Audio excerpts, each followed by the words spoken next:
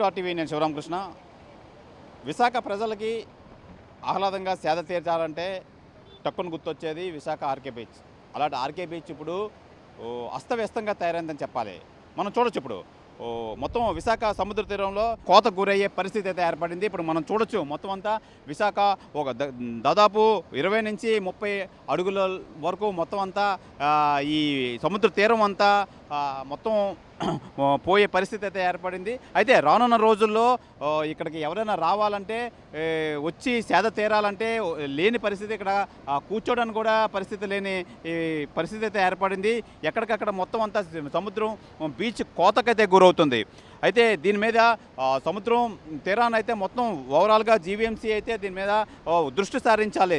రానున్న రోజుల్లో లేదు, దృష్టి సారించకపోతే రానున్న రోజుల్లో ఈ ఆర్కే బీచ్ రోడ్డు కూడా మాయమయ్యే పరిస్థితి అయితే ఏర్పడింది. అయితే ప్రధానంగా మనం చూసుకోవచ్చు, పోర్టు నుంచి దగ్గర ఈ ఆర్కే బీచ్ తీరం దగ్గర 5 నుంచి 6 కిలోమీటర్లు అయితే ఈ పొడవు ఉంటుంది. అయితే ప్రధానంగా రానున్న రోజుల్లో ఈ సముద్రం లోపలికి ఈ రాళ్ళు అవి వేసి ఇది అరికట్టకపోతే రానున్న రోజుల్లో ఇక మొత్తం ఈ ఆర్కే బీచ్ అంతా కనుమరుగయ్యే పరిస్థితి అయితే ఏర్పడింది. ఆర్కే బీచ్ రోడ్డు కూడా మొత్తం తీరం బీచ్ కోతకైతే గురయ్యే పరిస్థితి అయితే ఏర్పడింది.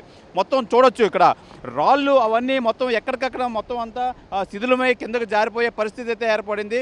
అలాగే దీనికి ఈ బీచ్ పొడుగున అయితే ఈ లైట్ ఫోల్స్ కానీ రాత్రుల పూట కనబడడానికి ఈ లైట్లు అయితే ఉండేవి, పెద్ద పెద్ద ఫోల్స్తో మొత్తం దానికి సంబంధించి వైర్లన్నీ మొత్తం అంతా ఈ కోతకు గురయ్యాయని చెప్పాలి. మొత్తం అంతా ఎక్కడికక్కడ శిథిలమైపోయాయి. మొత్తం అంతా ఇది ఇప్పటికైనా జీవీఎంసీ కానీ లేదంటే పర్యావరణవేత్తల సలహా తీసుకొని కానీ ఈ బీచ్లోకి ఈ సముద్రం అలలు తాకిడి తగ్గించే ప్రయత్నం అయితే చేయకపోతే రానున్న రోజుల్లో మొత్తం ఏమీ ఉండదని చెప్పి ఇక్కడ పర్యావరణ ప్రేమికులు అయితే తెలియజేస్తున్నారు. ఏదేమైనా ఈ 6 కిలోమీటర్లు 5 నుంచి 6 కిలోమీటర్లు ఉండే ఈ బీచ్ పొడవు మొత్తం అంతా ఈ జీవీఎంసీ రానున్న రోజుల్లో ఈ రాళ్ళు అవి వేసి మొత్తం ఈ అలల తీవ్రత తగ్గించకపోతే ఇది మొత్తం అంతా తీరం కోతకు గురయ్యే పరిస్థితి అయితే ఏర్పడింది.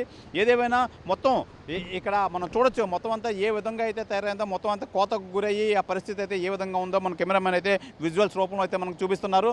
అలాగే ఇక్కడ ఎవరు రాకుండా మొత్తం పోలీసులు పహారా అయితే కాస్తున్నారు. మొత్తం ఇక్కడ రాకుండా వచ్చి ఎక్కడైతే జారిపడి ప్రమాదం కొని తెచ్చుకుంటారని చెప్పి మొత్తం అంతా వీళ్ళు విధి నిర్వహణలో అయితే పోలీసులు 24 గంటలు అయితే ఇక్కడ ఉంటున్నారు. అలాగే మనం చూడొచ్చు మొత్తం అంతా ఇక్కడ పరిస్థితి అయితే చాలా ఘోరంగా అయితే ఉంది.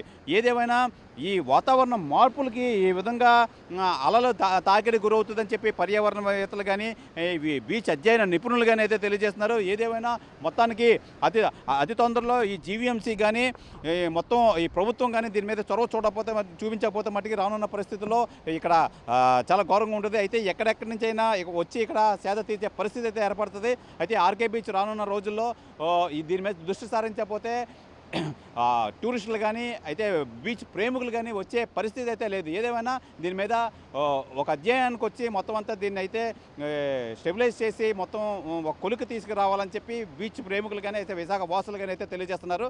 ఇది విశాఖ తీరంలో బీచ్ కోతకు సంబంధించి వివరాలు. కెమెరామెన్ అజయ్తో Sivaramakrishna, RTV, Visakha RK beach వద్ద నుంచి.